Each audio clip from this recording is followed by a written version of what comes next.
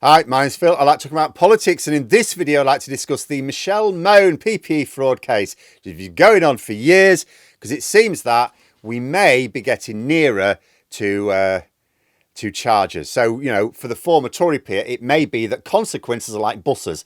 Nothing for years, then two come along at once. The COVID inquiry is about to start hearing evidence on her activities. We won't get to hear about it straight away, I'm afraid. I'll explain about that. But there's also a report that's linked to the COVID inquiry that the National Crime Agency believes that there is a credible chance of criminal charges following. But first, for daily political commentary, please hit the subscribe button to stay notified. So the BBC have been reporting that the National Crime Agency believe there is a realistic chance that criminal charges could follow their investigation into PPE Medpro involving Michelle Mone and husband Doug Barrowman. This case has been going on for years. And the reason why this has come to focus again is because the COVID inquiry is getting ready to hear evidence on procurement, which is related to this, next week. Now, tricky if one of the biggest procurement stories relates to PPE Medpro whilst there is a criminal investigation ongoing. Now, just to briefly explain for those who haven't been following the story. So back in 2019, before the pandemic, Boris Johnson, new Prime Minister, was told that supplies of PPE needed refreshing. The stockpiles hadn't been organised since the days of Gordon Brown under the last Labour government. And these things have expiry dates. Boris Johnson refused because the Tories don't fund contingencies. So if you have an emergency, by the way, the last thing you want is for a Tory government to have just been in power. So this might be a problem if Donald Trump crashes the global economy. But anyway, when the pandemic hit in early 2020, we didn't have the stockpiles of PPE needed. But the government also didn't start putting out mass orders. Why not? Everyone was really confused. They argued that they had to carefully vet suppliers to make sure that they would deliver what we wanted and with value for public money. But there were reliable suppliers saying that they were fulfilling orders for other countries, but hadn't received any from Britain, from the NHS. They even said they would prioritise, the suppliers in Britain said they would prioritise NHS orders, but they weren't getting them. What was going on? Well, we later found out, didn't we? What was going on was the Tories came up with a stunning wheeze whereby they would get to funnel public money by the boatload into the bank accounts of mates and donors. A really useful way of soliciting future loyalty and donations. And when I say useful, I mean, of course, corrupt. So all of a sudden, lots of medical companies sprang up out of the ground with suspiciously close links to Tories and Tory donors who had no assets and were winning contracts worth hundreds of millions of pounds. One of these companies was PPE Medpro, incorporated on May the 12th, 2020. Didn't exist before then. That was during the period after COVID had hit hard and people were wondering why the government weren't ordering PPE. It's because they were waiting for these fake companies to be set up. The latest filings for PPE Medpro show assets of less than £500,000. Yet they were given contracts worth over £200 million. One of the contracts, according to the government, was not fulfilled according to contract. It was equipment which the NHS could not safely use. So they've pursued PPE Medpro to get the money back. They have refused, saying that they delivered what they were asked for. And there has now been a criminal investigation ongoing for some time by the National Crime Agency. Michelle Mone, the Tory peer who had contact with the Cabinet Office to get the contracts, initially denied having any involvement with PPE Medpro, because of course that would be an obvious conflict of interest. However, after the investigation by the National Crime Agency began, or probably it's a couple of years in, both Mone and Barrowman, her husband, had to admit that they were involved in the company.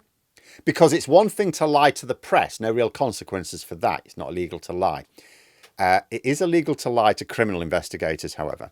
But the case has been dragging on for a long time now, presumably because Mone and Barrowman have used their lawyers to block the investigation at every turn. But the COVID inquiry is getting ready to hear evidence on procurement. This means a spotlight at last on the illegal VIP lane, more officially known as the high priority lane, which the Tories set up to give lucrative contracts to people who had contacts with the Cabinet Office. So Tory politicians, friends of the Tories, including like Matt Hancock's pub landlord. and Tory donors. And I can call them illegal. That is officially the case because the High Court confirmed that the process was illegal some time ago. Nothing really happened. It wasn't really reported in the news very much. The practice was a corrupt money grab by the Tories. And it's not just that our taxes were stolen, which Rachel Reeves is now in the process of trying to claw back. Billions of pounds wasted on literally nothing. But frontline health and social care staff were left without life-saving PPE that they needed. That has resulted in not only higher levels of deaths, but a biblical scale of long COVID amongst frontline staff, which even the Labour government don't seem to be dealing with properly now because of the enormity of it. And no one's really talking about it. Oh, we've got a load of people who are missing from the workplace. Really? Really? Why is that then? Why is that? But because Mone and Barrowman are currently under criminal investigation, the hearings at the COVID inquiries due to take place from next week, obviously evidence concerning that can't be heard in public. So it's having to be heard behind closed doors so as not to interfere with the criminal case, which is still ongoing. That is because the National Crime Agency has told the COVID inquiry there is a realistic possibility that criminal charges against one or more individuals will flow from the investigation, is the quote. The head of the inquiry, former Judge Baroness Hallett, has said that the inquiry must hear evidence about the case because the NCA had originally wanted her to just, can you consider other cases and not this one? Can you just leave this one out? But she's going, no, this one's important. But she accepts it can't be made public yet. So those hearings will be behind closed doors. 5 media organisations are to be allowed to attend. So there's going to be journalists there, but they won't be allowed to report until the conclusion of the criminal investigation. Unfortunately, there's no indication of when that investigation will be concluded and therefore when charges might be forthcoming. But what I would say is this. The COVID inquiry are hearing evidence. They tend to have a habit, once a module's sort of done, of having an interim report a bit later. Journalists are in attendance. So at some point, they are going to need to report. Now, either the investigation will be done by then and the interim report can come out as normal, or there's going to have to be huge redactions, which is going to attract attention. The National Crime Agency investigation has been ongoing already for nearly 4 years. I do not know how it can take very much longer. It's incredible it has even taken this long. It doesn't cover that many people. They presumably got most of the documents they need. They raided officers like, what was it, a few years ago? And when it is all over, if it transpires that it took this long due to obstructions, I do hope the courts throw the books at them for the cost to the public purse of multiple years of investigation, if nothing else. But it does mean the day when we find out what happened exactly is drawing nearer. The NCA think there is a realistic chance of charges after multiple years, although we don't know against whom. But the fact that Mone and Barrowman are personally fighting the investigation certainly suggests that they are in the frame personally. And the COVID inquiry will itself report its full findings once the criminal investigation is over. I don't even think we have to wait for results in court case to be concluded because that could take even longer. I think we just need charges and then it can be reported on publicly as far as I know. But there we are. Those are my thoughts. Let me know yours in the comments below. If you've enjoyed the video, please click the like button and subscribe for further content. If you'd like to support the channel further, you click the join button for memberships. Thanks for watching. Until next time, I'll see you later.